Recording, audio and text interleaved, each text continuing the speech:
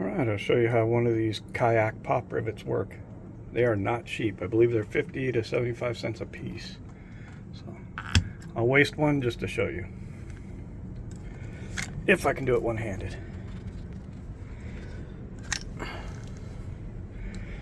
That's one squeeze. Check it out. Opens up like an umbrella. Kind of looks like an egg beater.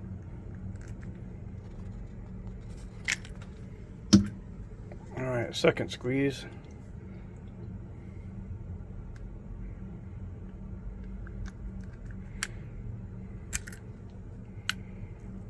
Third squeeze.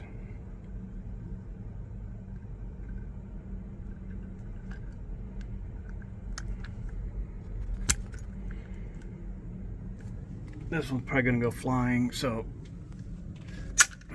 here we go.